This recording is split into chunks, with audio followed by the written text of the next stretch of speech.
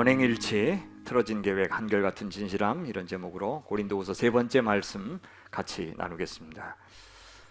메시지와 메신저는 따로 떼어서 생각할 수가 없습니다. 먼저 내가 믿을 만한 사람이 되어야 사람들은 내가 하는 말도 믿을 것입니다. 특히 잘 아는 사이면 더욱 그렇죠. 네 말이라서 내가 믿는다, 우리 이런 말을 듣기도 하죠. 내가 하는 말이 얼마나 논리적인지만 갖고 따진다면 옳고 그름이나 또 참과 거짓을 판단하기가 어려워요. 그래서 시시비비를 가리다 보면 힘이 있는 자가, 또 돈이 있는 자가 정의를 독점하는 것을 우리는 우리 시대에 보고 있습니다. 그 말이 얼마나 믿을 만한 것인지를 그 말만 갖고서 판단하는 것은 그래서 사실상 거의 불가능합니다. 심지어 우리는 논리적이라고 해서 그 말을 더 잘 믿는 것은 아닙니다. 내가 듣고 싶은 말을 해주면 잘 믿습니다.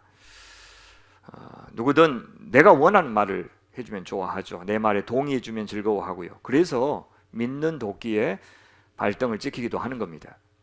그러니까 우리는 내가 신뢰하는 사람의 말을 듣고 내가 듣고 싶어 하는 말을 더 잘 믿습니다. 그래서 내가 신뢰하는 사람이면 설령 그 사람이 나한테 좀 불편한 말을 하더라도 믿으려고 애를 쓰는 겁니다. 제가 지난 15년 동안 여기서 목회하면서 가장 신경 쓴 것이 무엇인가 하면 설교 잘하는 목사가 되거나 또 사람 많이 모으는 그런 목사가 되는 것 아니었습니다. 그런 정도의 욕망에 제가 지지는 않았습니다.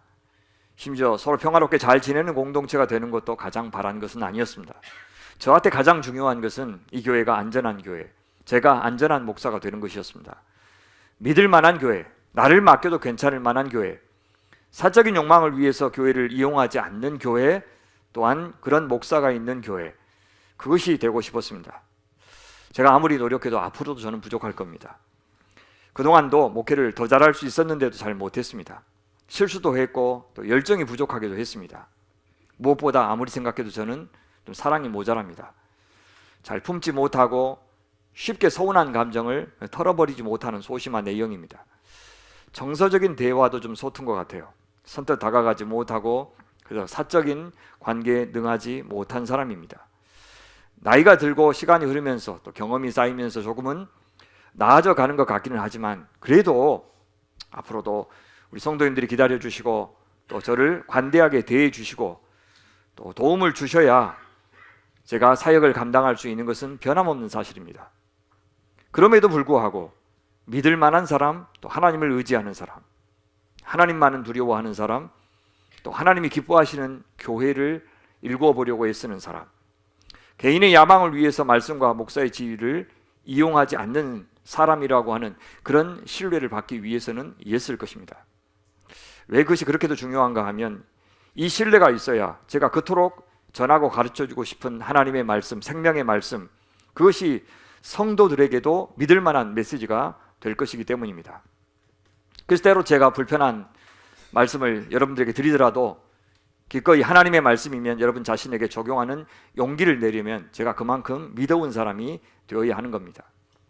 복음을 전하는 것, 하나님의 백성으로 살게 하는 것, 하나님의 뜻을 이루는 것, 그래서 하나님의 영광이 되는 성도와 교회가 되는 것, 그것이 지금 제가 사는 이유이고 제가 목회하는 목표이기 때문입니다.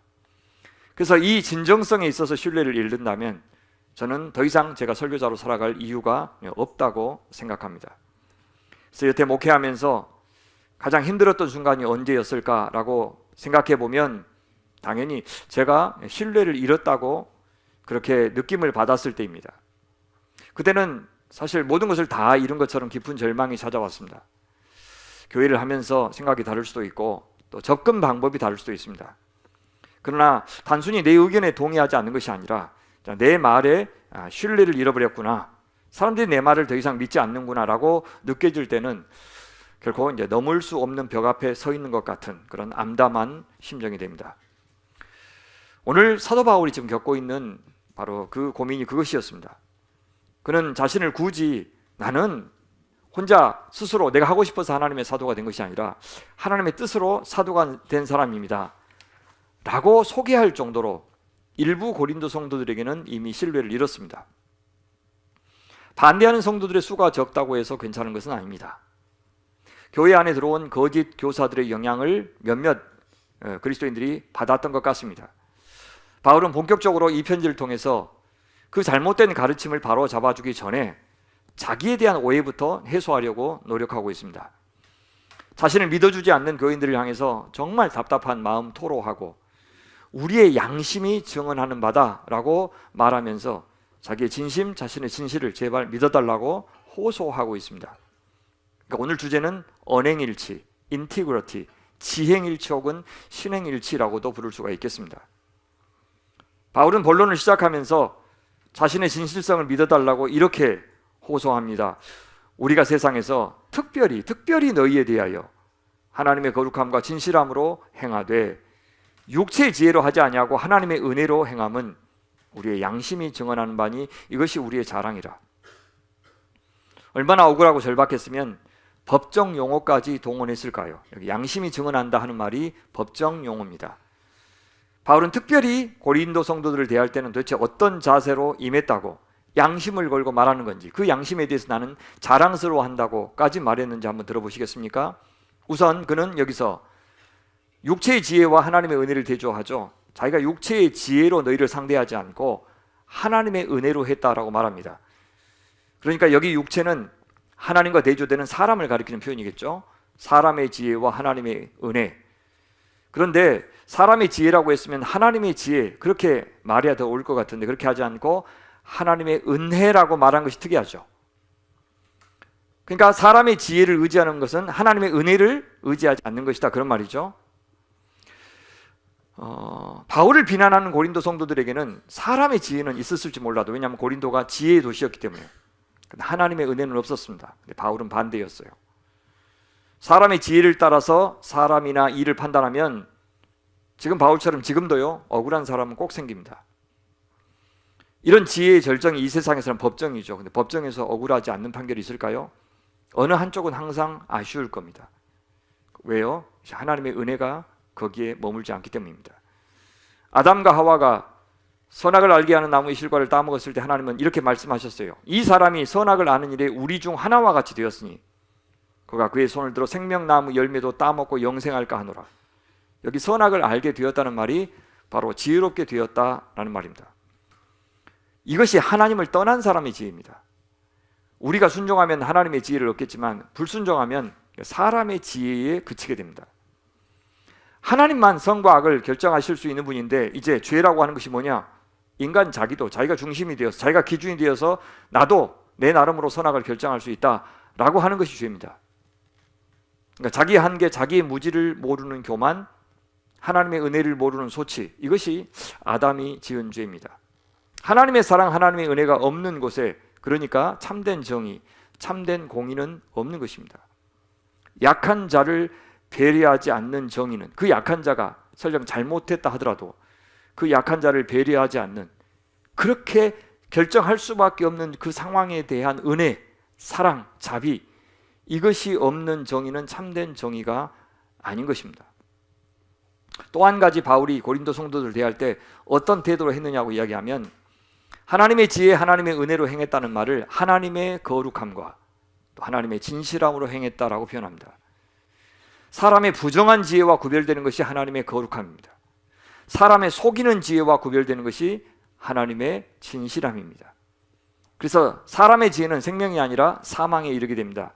그래서 하나님이 아담과 하와를 생명나무 열매에 접근하지 못하게 한 이유가 바로 그것입니다. 너희들이 선택한 것은 바로 사망이다 라고 하는 것을 당하게 하시는 겁니다. 하나님의 거룩함, 하나님의 진실함으로 자기가 결정해서 한 일이니 고린도를 방문하려고 했다가 변경한 것에 대해서 바울 개인의 부정한 의도와 어떤 속임수가 들어설 여지가 전혀 없다는 겁니다. 또 이것은 내 개인의 지혜로 변경을 결정한 것이 아니라 하나님의 은혜의 원리로 결정한 것이니, 바울이 곧장 지금 고린도 교회로 가지 않는 것이 바울 개인을 위한 이기적인 결정이 아니고 오히려 너희들에게 좋다. 무슨 말입니까? 고린도에 지금 가지 않는 것이 하나님의 은혜에 어울리게 너희들을 상대하는 태도가 될 것이다 라고 이야기합니다. 무슨 일이 있었던 겁니까? 사도는 직전 방문 때 고린도 성도들에게 거절당했습니다. 고린도 전서를 보내고 나서 디모데가 아이고 편지로는 안 될 것 같습니다. 상황이 심각합니다. 그러니까 직접 방문했죠. 방문했는데 가서 직접 눈으로 대면하면서 권고를 했는데도 거절당했어요. 얼마나 큰 상처를 받았는지 몰라요. 충격이 컸을 겁니다. 그런데 마음을 추스려서 떠나면서 뭐라고 약속했냐면 내가 다시 꼭 방문하겠습니다. 이렇게 약속하고 떠났는데 예배소에 돌아와서 다시 생각해 보니까 제가 이 진정되지 않는 마음으로 방문한다면 고린도 성도들 하나님의 은혜를 따라서 대하기보다도 내가 너무 심하게 책망할 것 같았어요. 그래서 방문하지 않기로 다시 계획을 변경한 겁니다. 바울은요, 내가 하기만 하면 무엇이든 잘할 것이다 이렇게 생각하지 않은 사람이에요. 오히려 지금 내가 가서 충고해도 상황은 더 악화될 것이다 이렇게 봤어요. 우리도 그렇죠. 감정이 조금 정리가 되고 나면 우리는 더 지혜로운 판단을 할 수가 있어요. 감정적으로 너무 격앙되어 있을 때는 너무 큰 결정을 하지 말아야 되고 너무 큰 말을 하지 말아야 됩니다. 그럴 때 이제 말 실수를 하게 되죠. 나중에 시간이 좀 지나면 조금 멀리 떨어져서 보면 그렇게까지 볼 일이 아닌데 라고 하고 좀 이해가 되기도 합니다. 그래서 좀 지도자로서 무책임하게 느껴지더라도 바울은 안 가기로 했고 그 시간에 하나님께서 일하시기를 기도하기로 했습니다. 그것이 육체의 지혜가 아니라 하나님의 은혜로 결정했다는 말의 뜻입니다. 바울은 자신이 고린도 교회를 상대할 때 이제 그런 마음으로 그런 동기로 결정한 것을 나는 자랑으로 여긴다라고 고백하죠. 자랑이란 말이 14절에도 나와요. 우리 주 예수의 날에는 주님 재림하실 때 그 말이죠. 모든 심판을 할 때 너희 성도들이 우리의 자랑이 되고 우리가 너희의 자랑이 되는 것이라 되기를 기대하고 있죠. 원래 이 자랑이라는 말은 성숙하지 못한 그런 태도지요. 막 이렇게 자랑하고 떠들고 선전하는 것은 성숙하지 못합니다.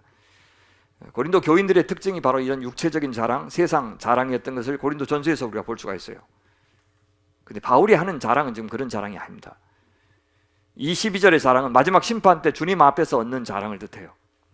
심판하실 주님이 보시고 나를 판단하셔도 나를 자랑스럽게 여겨주실 것이다 그런 뜻입니다. 바울이 고린도를 방문하겠다고 한 결정도 그렇고 가지 않겠다고 결정을 번복한 것도 그렇고 모두 하나님의 거룩하심, 하나님의 진실함으로 한 일이었고 하나님의 은혜를 의지해서 한 일이었기 때문에 주님도 나를 알아봐 주실 것이다 라고 확신한 겁니다. 바울이 육체의 지혜로, 그러니까 자신의 유불리를 먼저 따져서 방문 계획을 변경할 리가 없는 이유가 13절과 14절에 이어서 계속 나와요. 그래서 바울은 자기 자신에 대해서뿐만 아니라 고린도 성도들을 매우 자랑스럽게 여기고 있기 때문입니다. 종말의 날에, 심판의 날에 그들이 바울의 자랑이 될 것임을 오히려 기대하고 있었어요.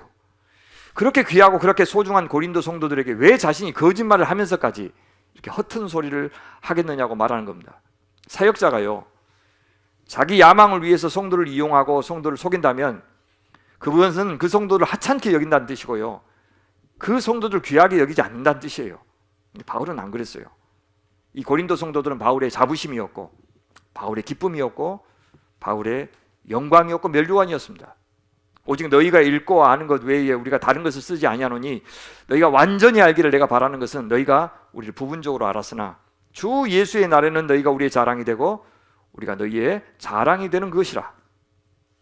사도는 너희가 읽고 아는 것 외에 우리가 다른 것을 쓰지 아니하였다 해명하면서 시작하죠. 무슨 말입니까? 바울이 지금 어떤 오해를 받고 있는 것 같아요? 바울은 여기서는 이 말하고 저기서는 저 말한다 그런 비난에 지금 시달리고 있는 겁니다. 주로 이제 여행 계획 변경에 관한 것이었겠죠. 그런데 고린도 방문 계획에 대해서 바울은 너희들한테 보낸 편지 외에 내가 다른 곳에서 이 계획에 대해서 말한 적이 없다라고 지금 이야기하고 있는 거예요. 근데 벌써 가짜 뉴스가 퍼져 있는 상태였던 겁니다. 관계가 어려워지면요, 있지도 않는 말들이 막 사실처럼 막 확산되는 그런 상황 보셨죠. 그러나 바울은 일관된 사람이었어요.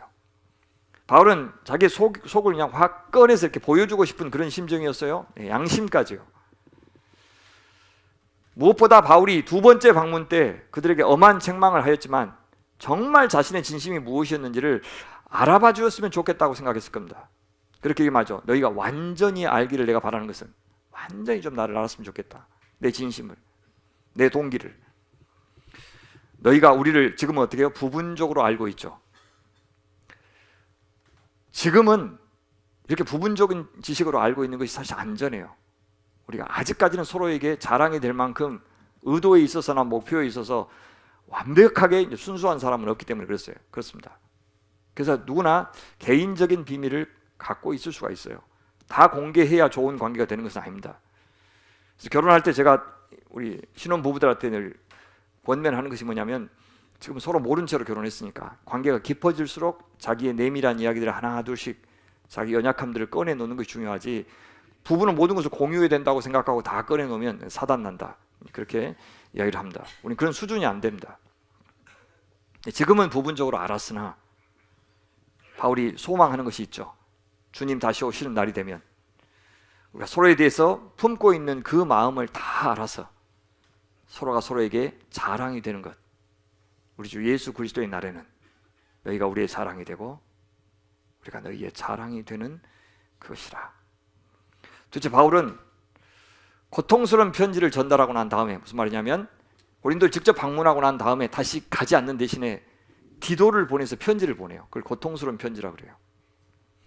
그 편지를 받고 디도가 빌립보로 왔다 그랬죠. 그래서 빌립보에서 만나서 지금 고린도 후서를 쓰고 있는데, 디도가 무슨 이야기를 전해 주었길래 바울이 이렇게 자기 진심을 토로하면서 오해를 풀겠다고 생각했을까요? 15절부터 이제 본격적으로 무슨 일이 있었는지가 나옵니다.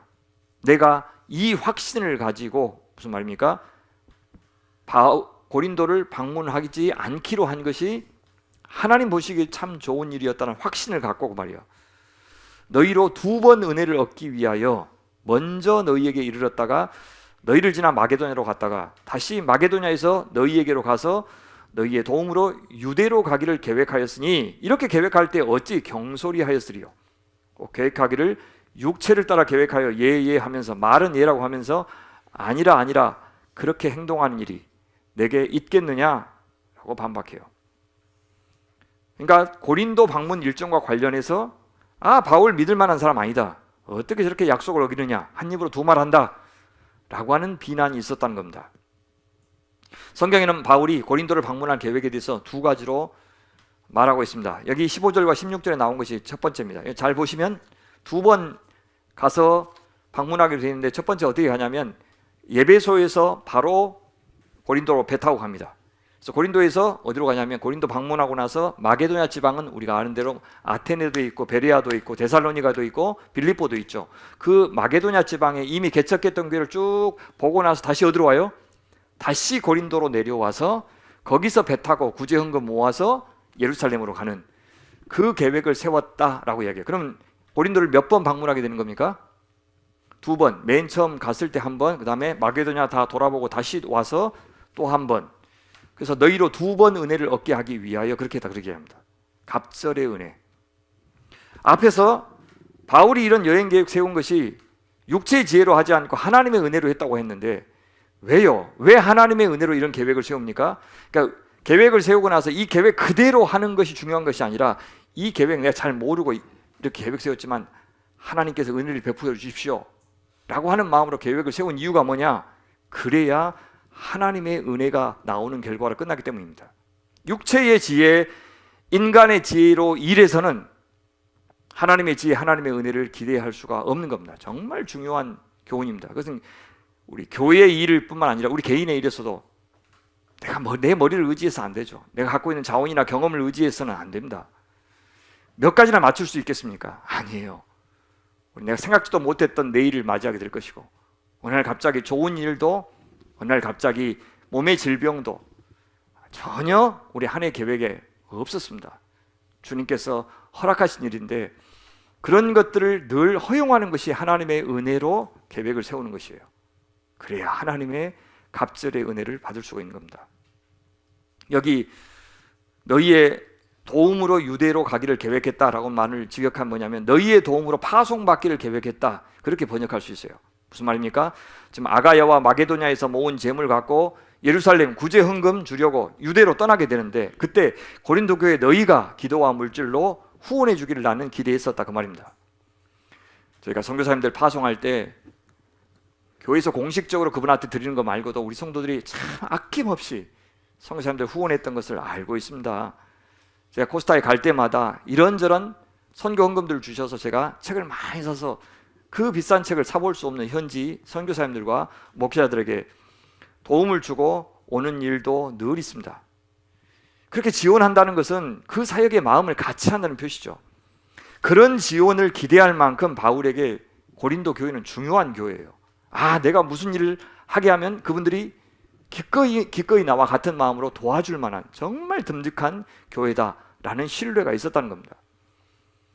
그런 소중한 교회를 갈 수 있는데도 왜 가지 않기로 내가 선택했겠느냐? 무슨 개인적인 이득을 얻으려고 내가 안 가겠다고 했겠느냐? 지금 그런 이야기 하고 있는 겁니다. 또 다른 계획이 하나 나오는데 그것이 고린도전서 16장 5절부터 나옵니다. 여기서는요, 배를 타고 고린도로 가는 것이 아니라 저쪽 마게도냐, 그러니까 빌립보 쪽으로 가서 거기서 마게도냐의 교회들, 빌립보, 데살로니가, 베레아, 아덴 돌본 다음에 고린도로 내려와서 고린도에서 예루살렘으로 가는 그 여정을 계획하고 있었어요. 디모데로부터 직접 그 교회 상황을 듣지 않았을 때 세운 계획입니다. AD 53년 여름이나 가을 정도 에베소를 출발해서 고린도에서 겨울을 나고 다음 해 봄에 오순절까지 예루살렘에 도착할 계획이었다라고 얘기해요. 올해요, 2025년 오순절이 언제냐면 5월 14일이었습니다. 그러니까 한 5월달 정도의 오순절이 오는데 그렇게 할 계획을 세웠던 겁니다. 그렇다면 바울은 고린도 방문 계획을 2번 변경한 거죠. 한 번은 어쩝니까? 예배소에 있을 때 마게도냐를 거치지 않고 곧바로 고린도에 직행한 적이 있었죠. 왜요? 고린도 전서를 전달하고 돌아온 디모데가 이거 편지로는 안 되겠습니다. 직접 가셔서 지금 이 상황을 지금 해결해야 됩니다 라는 말을 듣고 사도 바울이 배 타고 바로 고린도에 갔어요. 바울을 반대하는 사람은 뭐라고 그랬을까요? 말도 않고 불쑥 찾아왔다 라고 비난했겠죠. 또 하나는 뭐라고요? 다시 방문하겠다고 해놓고는 가지 않았어요. 격한 마음으로 가면 오히려 갈등이 커질까 봐. 이걸 보고 또 반대하는 사람들은 뭐라고 그래요? 온다고 했으면서 안 왔다. 한 번은 온다는 말도 없이 불쑥 와가지고 지금 우리 교회에 이래라 저래라 지금 훈수 둔다. 다른 한 번은 와서 돌봐준다고 해놓고는 또 안 온다. 그러니까 지금 그 사람들은 지금 이 바울에 대해서 어떻게, 원래도 지금 관계가 안 좋은 사람들은 이런 바울의 모습을 보면서 우리 전라도 말로 고급스러운 용어로 뭐라고 그래요? 실떡벌떡이라고 그래요? 뭐라고 그래요? 그래요? 하여튼 이랬다 저랬다. 사람이 지금 믿을 수가 없다. 그렇게 지금 비난하고 있는 상황이에요. 자, 바울이 어떻게 반응합니까? 그래, 바꾼 것 맞다라고 인정해요. 근데 그럴 만한 이유가 있었다고 설명하죠. 이건 구차한 변명이 아니라 타당한 해명이에요. 무조건 침묵하고 견디는 게 능사는 아닙니다. 자신이 방문 계획을 세우거나 또 그 계획을 변경한 것 자체에 아무 문제가 없다고 분명히 말해요. 17절. 이렇게 계획할 때 어찌 경솔히 하였으리요. 혹 계획하기를 육체를 따라 계획하여 예예 하면서 말은 예라고 하면서 아니라 행동은 아니라고 하는 일이 내게 있겠느냐? 아니에요. 사적인 욕심을 위해서 예라고 대답하고 아니라고 행동한 적 없다고 분명히 이야기해요. 아마 이런 말들은 반대자들이 바울을 비난할 때 썼던 표현들일 겁니다. 아이고 저 바울 저 사람 생각 없이 경솔하게 장담하는 사람이야. 사적인 유익, 육체를 따라서 계획했다가 상황이 바뀌면 금방 말 취소하는 무책임한 사람이야. 이랬다 저랬다 하는 저 사람이 전하는 복음 우리가 어떻게 믿을 수 있어 하면서 거절했던 겁니다. 지도자가 약속했다고 하는 것은 하나님 앞에서 한 것들인데 바울이 그렇게 하나님 앞에서 한 약속을 사소하게 여긴다면 정말 유대인 출신의 그리스도인들이 지금 바울을 비난하는 것처럼 바울이 모세의 율법을 가볍게 생각하는 사람일 수도 있겠다 하면서 비난했던 겁니다. 그러니까 바울 자신에 대한 비난이 그가 전하는 복음에 대한 비난으로 지금 이어지고 있었던 상황이에요. 그래서 단도직입적으로 대답하는 겁니다. 그들이 믿든지 안 믿든지. 저는 경솔하게 계획하지 않았습니다. 저는 육체를 따라서 계획하지 않았습니다. 저는 하나님의 거룩함과 진실함을 따라서 계획했고 육체의 지혜가 아니라 하나님의 은혜로 계획한 것입니다 라고 지금 해명하고 있는 겁니다. 자, 이렇게 12절에서 17절까지는 바울 자신의 진정성에 대한 해명을 했지만 거기서 그치지 않아요. 뒷부분 이 18절부터 20절, 22절까지는 하나님의 미쁘심, 하나님의 진정성에 관해서 길게 설명해요. 이게 중요합니다.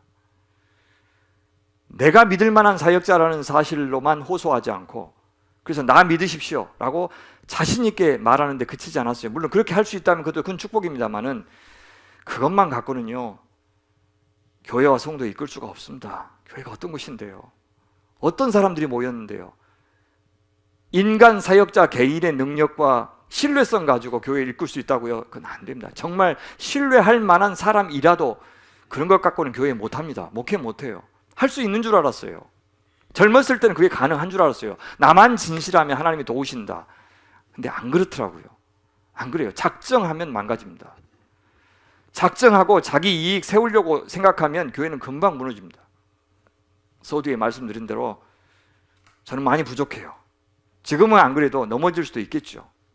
근데 만약 제가 저 믿으십시오, 저 완벽한 사람입니다, 저 꽤 괜찮은 사람입니다 라는 것을 강조하면 앞으로요 제가 한 가지만 잘못해도 여러분 용서 안 합니다. 그것이 의도적인 심지어 잘못도 아니고 단지 실수이고 부족함일지라도 여러분은 금방 목사님은 그럴 줄 몰랐습니다 라고 하고 돌아설 겁니다. 그래서 사역자는 늘 자기 자신의 믿음을 강조하기보다도 사역자 본인은 약해도 우리 하나님만은 얼마나 믿으신 분, 좋으신 분, 믿을 만한 분, 신실한 분인지를 성도들에게 잘 가르쳐야 돼요. 그를 강조하고 또 강조해야 된다고 생각해요. 그래야 사역자가 부족해도 성도들은 봐줄 수가 있습니다. 서로 도우면서 이해하면서 우리 같이 끝까지 갈 수가 있는 거예요. 지금부터 바울이 말씀하시는 것은 바로 그겁니다. 바울 자신은 부족해도 신실하신 우리 하나님께서 이 모든 과정 다 붙들고 계시니 바울 자신과 성도들이 그 하나님 의지한다면 비록 방문 계획이 바뀌었다고 해도 하나님의 뜻만은 오롯이 이루어질 것이라고 말씀하고 있는 겁니다. 하나님은 미쁘시니라 이렇게 시작하죠. 삼위 하나님의 미쁘심을 강조해서 또 한 가지 의도한 것이 뭐냐면, 그래 고린도 성도들아, 너희들이 왜 내가 여행 계획 바꾼 것에 대해서 그렇게까지 민감하게 반응하느냐, 그 근본 원인이 무엇인지 한번 돌아봐라. 물론 어떤 사람들은 바울을 너무너무 보고 싶었는데 보지 못해서 개인적으로 서운해서 그렇게 반응했을 수도 있어요. 아니면 또 어떤 사람들은 바울을 비난할 거리를 늘 찾기 원했는데 그런 사적인 감정을 가지고 이번에 계획 변경한 것 가지고 문제를 제기했을 수도 있어요. 만약에 어떤 사람이 정말 좋은 뜻, 어떤 뜻이요? 바울의 이 여행 계획 변경이 하나님의 고린도 선교에 나쁜 영향을 끼칠 것을 우려해서 이렇게 심각하게 문제를 제기했다면 그나마 더욱더 다행이에요. 하나님의 영광을 위한 문제 제기이니까 그나마 다행이에요. 그런데 바울이 뭐라 그러냐면 그런 이유라면 더더욱 걱정할 필요가 없다 그렇게 이야기해요. 왜요? 역시 바울 역시 하나님의 영광을 위해서 하나님 안에서 그리스도 안에서 성령 안에서 계획을 세운 것이고 계획을 변경한 것이기도 하기 때문에 너희들이 기대하는 그 목적과 내가 기대하는 그 목적이 같기 때문에 괜찮다 그렇게 이야기해요. 자기 육체의 유익을 위해서가 아니라 하나님 나라 하나님의 영광을 위해서 또 고린도 성도들을 먼저 생각하면서 이 여행 계획 변경했기 때문에 괜찮다라고 이야기해요. 신실하신 우리 하나님께서는 이 모든 바울의 부족한 결정을 사용하셔서라도 변함없이 당신의 선한 구원과 선교의 역사를 이루실 줄 바울처럼 고린도 성도들도 믿어야 했던 겁니다. 그렇지 않으면 사적인 그런 감정 때문에 얼마든지 공동체를 망가뜨릴 수 있습니다. 무엇보다 그렇게 되면 자기 자신의 영혼이 시들어가게 될 것입니다. 18절 보십시오. 하나님은 미쁘시니라. 우리가 너희에게 한 말은, 우리가 했던 결정은 예하고 아니라함이 없노라. 바울은 적어도 미쁘신 하나님께 예하고 순종하여 결정했다고 이야기합니다. 고린도를 방문하기로 한 것도 방문하지 않기로 한 것도 다 미쁘신 하나님께 예한 순종이었다라고 말해요. 그 순간에 적어도 방문 계획 변경이 하나님이 기뻐하시는 결정이라고 믿고 했다는 겁니다. 그러니 비록 자신이 잘못 판단했더라도 미쁘신 하나님은 당신의 일을 그르치실 리가 없다고 말해주는 겁니다.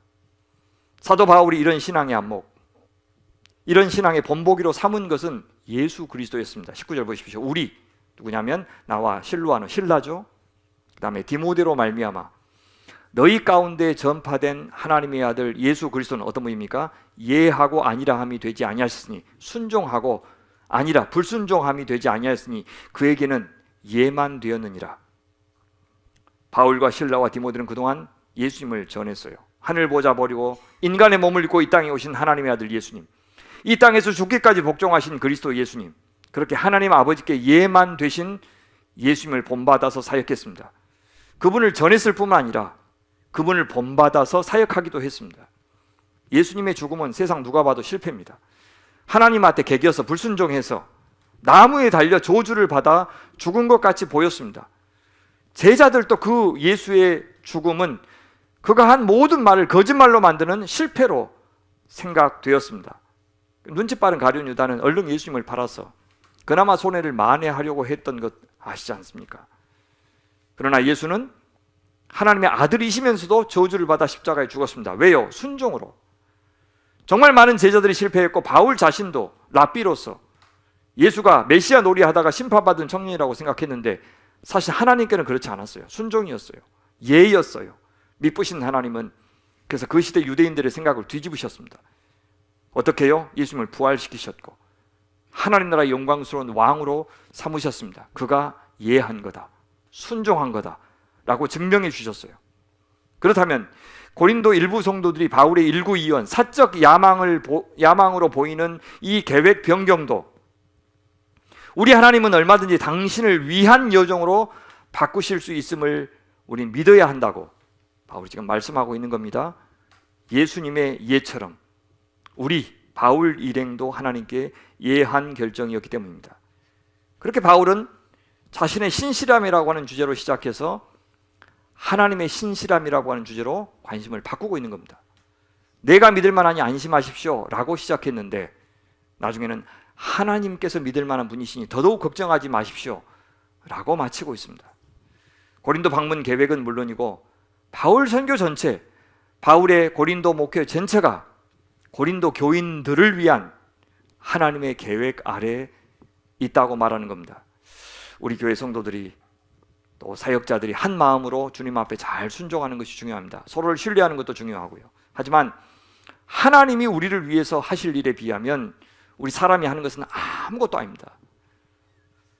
한 교회가 이루어지는 데 있어서 올 한 해를 돌아보면서 반성도 하고 평가도 하고 하지만 세상에 하나님께서 이때 이렇게도 해주시고 저렇게도 해주시고 저런 사람도 보내주시고 저런 역사도 이렇게 세워주시고 지금에 있어서는 제가 15년 목회하면서 이렇게 단기간에 이렇게 많은 성도들이 편찮으신 적이 없었어요. 그런 적이 없었어요. 그러면 이것은 한편은 가슴 아프지만 무슨 일을 하시려고 그러지? 이 시간들을 통해서 우리가 어떤 사람으로 연결기를 원하시지? 라고 질문하고 거기에 합당하게 반응하는 것. 그래서 사람은 할 수 없는 어떤 일을 하시려고 이런 시기를 통과하게 하신 주님의 뜻을 저는 묻는 것이 옳다고 생각합니다. 결국 그래서 다 은혜고 우리가 아무것도 자랑할 수 없게 만드실 겁니다. 늘 우리는 먼저 하나님이 무엇을 원하시는지 묻고 또 물어야 되고 우리 하나님의 도우심만을 구하고 또 구해야 옳은 것입니다. 우리가 하나님의 뜻을 알면 또 얼마나 알겠습니까? 우리 하나님의 교회를 위해서 일한다고 하지만 얼마나 일한 것이겠습니까? 우린 참 무지하고 무능한데도 이렇게까지 우리 교회가 지금까지 존재하게 하신 것은 전적으로 우리 하나님의 미쁘심 덕분입니다.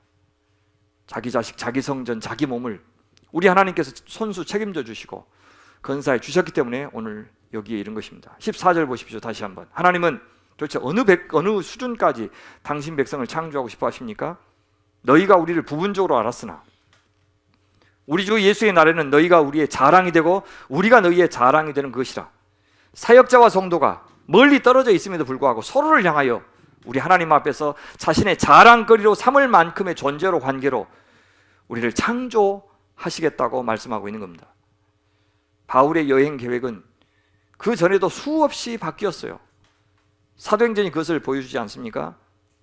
뭘 잘 모른 채 이게 있으면 좋겠다고 생각하고 계획을 세웠지만 실제로 이행 과정에서 숱한 변수들이 생기고 방해들을 맞닥뜨리고 그래서 교정되어 가던 그 역사가 바로 선교의 역사예요. 예를 들어서 2차 선교 여행 때 바울의 한결같은 가르침은요, 한결같은 소망은 아시아의 수도였던 에베소로 가는 것이었어요.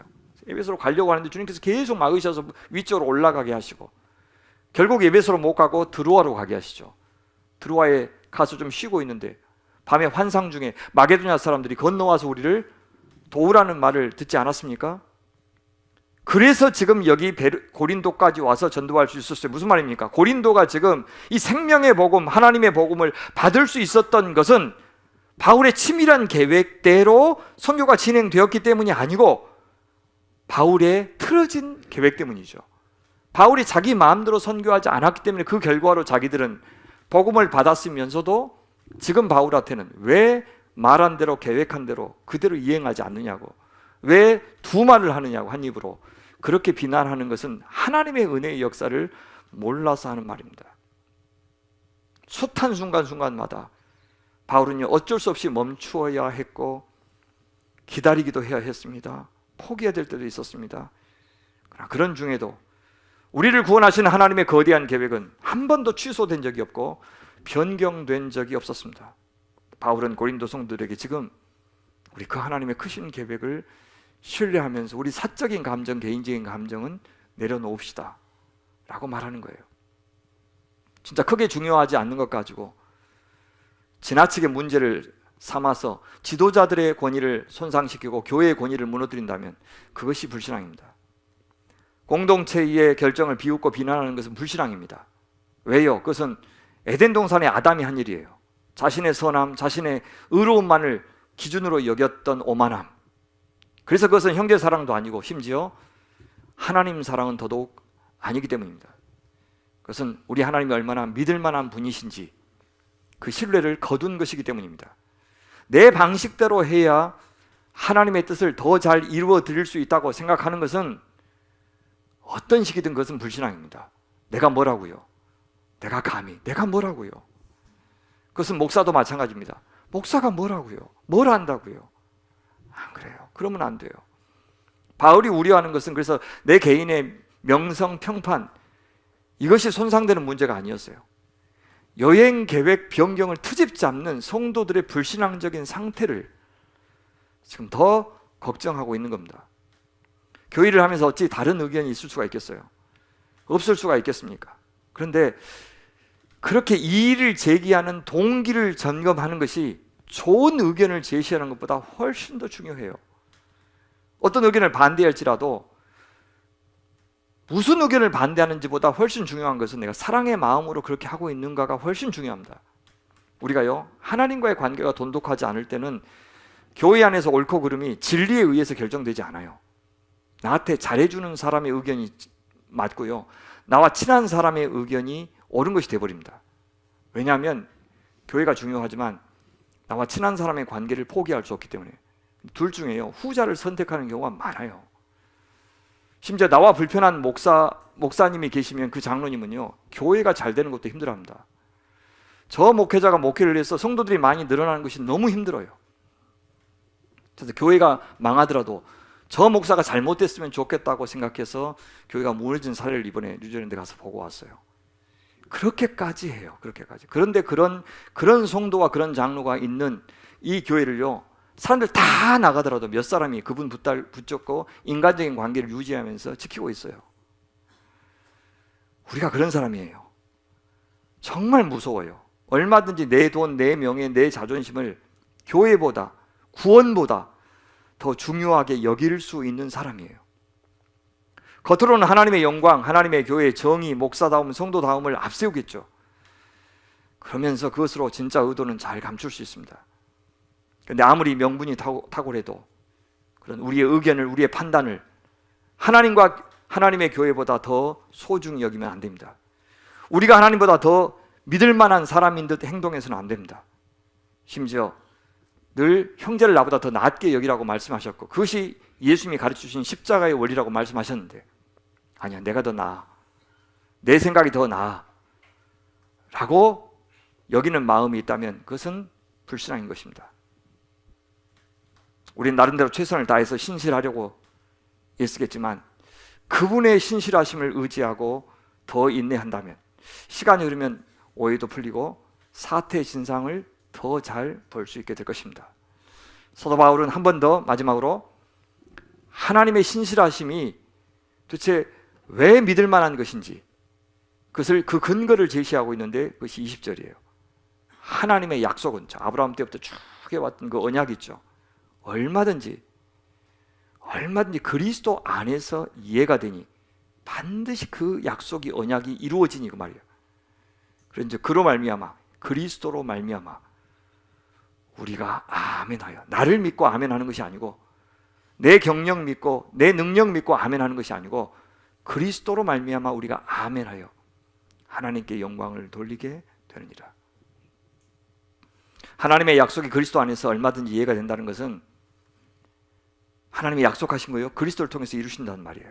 왕이신 그리스도께서 당신의 지혜와 당신의 능력으로 또 말할 수 없는 당신의 사랑과 자비로 반드시 그 아버지의 약속 실현하실 것이다 라는 뜻이에요.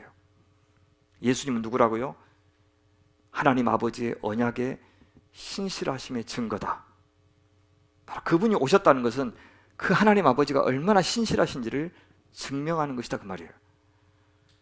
우리의 인생의 문제 앞에서 우리 교회의 앞날을 두고 우리 자식들의 앞날을 두고 우리나라 조국교회의 앞날을 두고 우리 가장 믿어야 되는 것은 바로 이 하나님의 신실하심이에요. 왕이신 그리스도의 신실하심. 그렇게 해야 우리도 우리 영광이 아니라 그분처럼 하나님 앞에 영광이 되는 인생을 살 수 있기 때문이에요. 우리는 다만 하나님이 말씀하실 때 그로 말미암아 예수님을 의지하여 우리 아멘 합시다. 뭔가를 잘해서 하나님 앞에 바치겠다는 그런 생각, 그것도 귀합니다만 아니에요. 우리의 모든 관심사들을 끊임없이 그분께 내려놓읍시다. 그래서 아멘은 십자가 신앙이에요. 예수님의 아멘이 십자가가 되었고 그것이 하나님께 영광이 되었듯이 우리의 아멘도 당신 뜻대로 될 줄 믿습니다 그 말이죠. 그럴 때 하나님 앞에 영광이 되는 겁니다. 때로는 사람을 통해서, 때로는 상황을 통해서, 때로는 내 생각대로 계획대로 진행되지 않는 것을 통해서도 주님께서 우리에게 말씀하실 때 주님께 아멘 할 수 있어야 됩니다. 하나님이 마음대로 하실 수 있게 하는 신앙, 그것이 아멘 신앙입니다. 하나님의 약속은 얼마든지 그리스도 안에서 이해가 된다 라는 말이 또 무슨 말인지를 21절과 22절에서 더 자세히 설명해 줘요. 하나님의 약속이 얼마든지 그리스도 안에서 이해가 된다, 이루어진다, 성취된다 라는 말이 무슨 말이냐? 우리를 너희와 함께 굳건하게 하시는데 어디 안에서요? 그리스도 안에서. 지금 사소한 오해로 좀 갈라져 있는 우리와 너희를 굳건하게 하신다는 말은 관계를 분명하게 정해 주신다 그 말이에요. 근데 누구 안에서? 우리 개인의 힘으로 우리가 막 해명하고 서로 이해를 구하고 해서 하나가 되는 것이 아니고 그건 정말 어려워요. 그리스도 안에서. 그 말이 그리스도 안에서라는 말은요, 그리스도 아니라고 하는 것은 세례 때 많이 써요. 우리가 그리스도 안으로 들어가면 죽는 거예요. 우리가 죽고 그리스도가 사시는 거죠. 그러니까 서로 내 안에 내가 살아있으면 네가 맞니 내가 맞니 해명이 안 됩니다. 항상 내가 맞는 것 같고 내가 억울해요. 근데 그리스도 안에 있다는 말은 내가 그리스도께 복종하고 상대방도 그리스도께 복종하면 둘이가 하나가 될 수 있는 길이 비로소 열린다는 거예요. 또요, 그러니까 그 다음에 뭐냐면 하나님이 어떻게 해주시냐면, 어떻게 그리스도 안에서 이해가 되게 하냐면 우리에게 기름을 부으신 이는 하나님이시니. 지금 너희들이 계획 변경했다가 우리를 참 몹쓸 사역자로 여기는데 우리가 누구냐? 우리에게 기름을 부으셨다. 하나님이 기름을 부으셔서 당신의 일꾼으로 삼으셨다고 말해요. 기름 부으시는 것은 뭐냐면 구별하여 선택해서 일꾼 삼는 것을 이야기합니다. 기름 부음 받은 자, 이것을 히브리어로 뭐라 그러냐면 메시아라고 그래요. 메시아. 그것을 헬라어로는 크리스토스, 그리스도, 기독이라고 이야기합니다. 그러니까 예수 그리스도, 예수님이 누구라는 뜻입니까? 바로 기름 부음을 받은 자다. 그러면 사도 바울과 실라와 디모데는 지금 어떤 역할을 하고 있다고 자기를 소개하는 겁니까? 하나님이 그리스도께서 하신 역할을, 그렇죠, 왕이신 그분께서 지금 승천하셨으니 성령을 통해서 우리로 하게 하신다. 그래서 그리스도 안에서, 그리스도의 주권 안에서 하나님의 약속이 이해가 되게 한다, 이루어지게 한다. 그 일에 우리가 부름받아서 지금 사역하고 있는데 어떻게 사적인 감정을 가지고, 사적인 유익을 가지고, 유익을 위해서 너희들에게 내가 함부로 계획하고 계획 취소하고 그랬겠느냐 그 말입니다. 또 하나 더 있어요. 뭐냐면 그가 우리에게 인치시고, 옛날에 나락 수매할 때 어떻게 합니까? 도장을 꽝 찍죠. 소에다가도요 도장을 꽝 찍죠. 그걸 인친다 그래요. 내 것으로 삼는다 하면서, 그 내 것이라고 하면서 보증을 주죠. 보증. 먼저 뭘 줘야 됩니까? 선입금을 줘야 돼요. 계약금을 줘야 돼요. 첫 번째 10개월 할부면 뭐예요? 첫 번 달 거 돈을 딱 주면서 이제 내 거요. 이렇게 지금 저희가 지금 예배당 옮기려고 저기다가 지금 계약을 했죠. 돈 다 준 것은 내년 1월 말입니다. 지금 뭐만 줬어요? 계약금. 이걸 전문 용어로 상업 용어로 보증이라고 해요. 헬라어로 쓰고 있는 거예요. 보증만 줬죠. 근데 그 보증으로 주님께서 우리에게 뭘 주셨다고요? 성령을 주셨어요. 그러니까 사역자들 안에 지금 성령으로 역사하시죠. 사람의 개인의 이익과 야망을 따라서 내가 일하는 게 아니고 보증으로 내 안에 주신 이 성령을 따라서 우리가 일하고 있는데, 너희들이 그렇게까지 비난하는 것은 그것은 잘못이다 라고 지금 말해주고 있는 것입니다. 그렇다면 애시당초 바울이 고린도에 가겠다고 계획한 이유가 무엇입니까? 나중에 사정이 생겨서 그 계획을 바꾼 이유가 무엇이라는 뜻입니까? 결국 우리가 혹은 성도들이 하나님의 것이 되게 하는 것이에요. 그리고 구원입니다. 구원. 하나님의 백성으로, 인친 백성이 되게 하는 것. 교회가 되는 것은, 하나님의 교회가 되는 것은 그래서 우리에게 달린 것이, 내 방문에 달린 것이 아니고 하나님에게 달려있다 그 말입니다. 내가 방문하고 그렇지 않는 곳에 따라서 어떻게 사람의 구원 계획이 구원이 되고 안 되고가 결정되겠느냐? 그건 하나님 앞에 달려있다. 하나님이 하신다. 삼위 하나님의 구원 역사는 절대 멈출 수 없다라고도 강조하고 있는 것입니다. 오히려 인간 지도자를 너무 의지한 것이 고린도 문제였죠. 바울파, 게바파, 아볼로파로 나눠져 있었습니다. 교회에서 리더가 중요하지만 그들에 의해서 교회의 구원, 성도의 구원이 좌우되지는 않습니다. 구원의 완성은 본질적으로 하나님께 속한 일입니다. 고린도 방문 계획은 변경되었지만 하나님의 고린도 교인들의 구원을 완성해 가실 것, 자신의 사역을 아름답게 열매 맺게 하실 것을 기대하면서 우리 하나님을 향해서 예스 합시다, 우리 하나님을 향해서 아멘 합시다 라고 촉구하고 있는 겁니다. 사도 바울과 동역자들도 그 하나님의 위대하신 계획에 부름받은 사람이고 바로 당신들도 마찬가지입니다라고 이야기해요. 목회도 그렇고 우리의 삶에서도, 청년들의 삶에서도, 더 크게는 시시각각 변하는 대한민국과 국제관계 현실에서도 우리는 숱한 아니오를 경험하게 될 겁니다. 세상은 늘 하나님에 대해서 아니오하기 때문입니다. 그래서 예수 믿는 자들 향해서도 늘 방해를 해요. 하지만 하나님이 예수님과 성령 안에서 이 모든 것들을 예가 되게 하실 것이니, 합력하여 선을 이루실 것이니 그 하나님의 역사를 믿고 살아야 한다고. 우리 인간 지도자의 계획이 바뀌거나 그렇지 않거나 거기서 너무 연연하지 말고 그런 것들을 통해서도 역사하신 위대하신 하나님을 믿자고 지금 바울은 말하고 있는 겁니다. 그렇다면 바울은 고린도 성도들이 앞으로 참 사역자를 분별하는 기준으로 무엇을 삼아야 한다고 알려주고 있는 것입니까? 어떤 유력한 사람들의 추천서보다 더 중요한 것이 있다고 말하고 있습니다. 그것은 약속한 것을 문자 그대로 지켰는지 여부보다 훨씬 중요한 기준입니다. 무엇입니까? 그 지도자가 얼마나 하나님의 역사 주권과 구원 주권을 알고 있는지, 그것을 인정하고 있는지를 보면 알 수 있다고 이야기합니다. 그가 그리스도의 왕되심을 드러내고 있는지, 성령의 감동을 따라서 역사하는 사람인지 그렇지 않은지가 훨씬 중요하다라고 말해주고 있는 거예요. 자신의 신실함보다 하나님의 신실하심을, 자신의 사역 능력보다 하나님의 사역 능력을 더 중요하게 여기는 사람, 그가 진짜입니다 라고 말해주고 있는 것입니다. 말씀을 맺겠습니다. 이번 뉴질랜드로 떠나기 전에는 그렇게 많은 일들이 저한테 기다리고 있는지 사전에는 몰랐습니다. 아주 기본적인 일정만 정해져 있었습니다. 제가 거기서 한 일은 오직 한 가지, 그들의 요청에 거절하지 않는 것뿐이었습니다. 가기 전에 내가 오래간만에 가니까 또 자주 갈 수 없으니까 그래, 날 쓰고 싶은 대로 마음대로 쓰라, 괜히 그 말 해가지고, 그 와중에서 또 국내에서 벌어졌던 좀 어려운 일들이 있었습니다.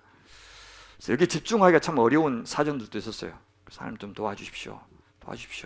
그 문제는 제가 도저히 해결하지 못하는데 도와주십시오.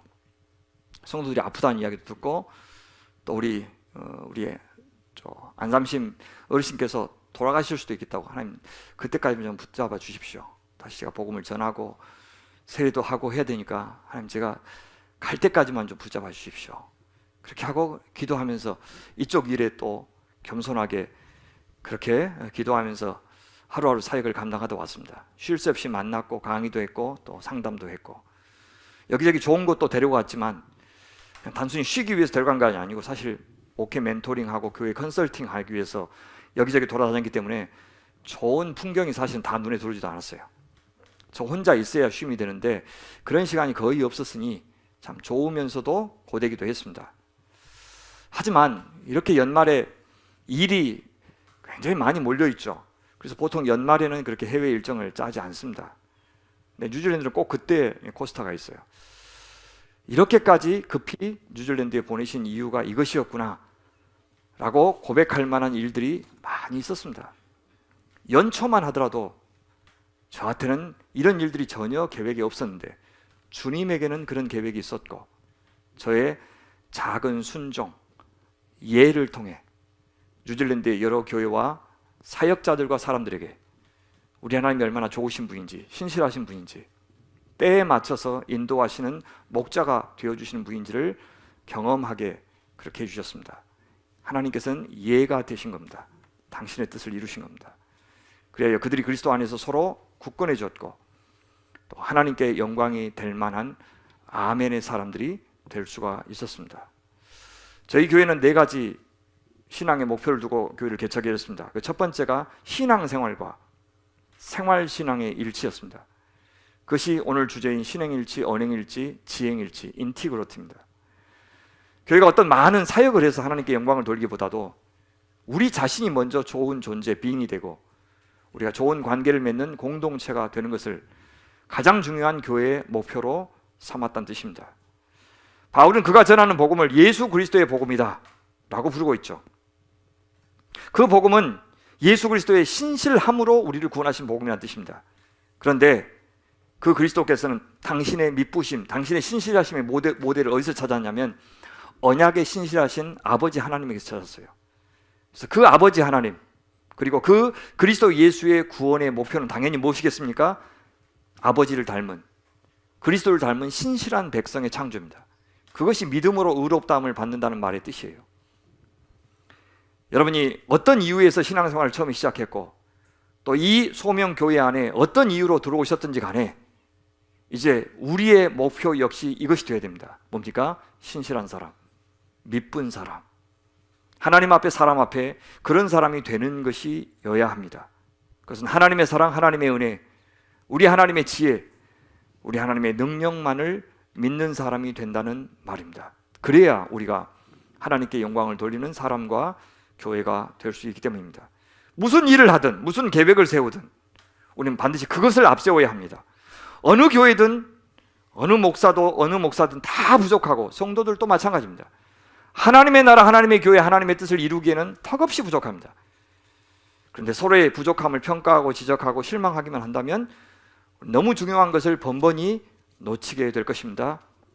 우리는 하나님이 우리를 구원하시려고 하는 목표, 하나님이 굳이 여기에 교회를 세우신 목표가 무엇인지를 고민하고 거기에 충실하신 것이 주님이 바라시는 신실함일 겁니다. 그리고 우리가 때로 우리 자신이나 타인에 대해서 혹은 우리가 맞닥뜨리는 어떤 어려움에 대해서 낙담할 때, 화가 날 때 이제 우리는 그 사건이나 그 사람에게 너무 집중하지 말고 우리 하나님의 미쁘심, 예수님의 미쁘심, 성령님의 미쁘심에 더 주목하고 의지하기를 바랍니다. 우리는 앞으로 더 많이 실수하고 또 넘어지고 또 실패하기도 하겠지만 우리가 의지하는 주님, 우리 안에 계신 주님, 보증으로 우리 안에 내주하시는 성령님이 그 모든 것들을 합력하여 예가 되게 하실 것을 우리 믿으시기 바랍니다. 우리 같이 한번 읽어볼까요? 하나님의 약속은 얼마든지 그리스도 안에서 예가 되니 그런즉 그로 말미암아 우리가 아멘하여 하나님께 영광을 돌리게 되느니라. 우리를 너희와 함께 그리스도 안에서 굳건하게 하시고 우리에게 기름을 부으신 이는 하나님이시니 그가 또한 우리에게 인치시고 보증으로 우리의 마음에 성령을 주셨느니라. 우리의 말과 우리의 행실이 일치하여 이제는 믿음을 주는 신앙인격, 그보다 훨씬 더 우리를 향한 삼위 하나님의 미쁘심을 의지하는 믿음의 사람, 그 믿음으로 서로를 품어주고 서로를 받아주는 멋진 소명교회 공동체, 주님께서 그리하여 임재하시기를 기뻐하시는 하나님의 성전으로서의 공동체 이루시기를 간절히 축원합니다. 기도하겠습니다. 하나님 감사합니다. 저희를 굽어 살피셔서 부디 삼위 하나님의 미쁘심 본받아 저희가 아는 것과 삶이, 믿는 것과 삶이 안과 밖이 일치하여 우리가 주님의 자랑이 되고 서로가 서로에게 자랑이 되고 위로가 되고 자부심이 되고 기쁨이 되고 면류관으로 삼는 그런 교회 되게 하여 주시옵소서. 그래 주님께서 수월히 저희를 사용하시고 저희를 통해서 영광 받으시는 복된 교회 되게 하여 주시옵소서. 감사하며 우리 구주 예수님 이름으로 기도하옵나이다. 아멘.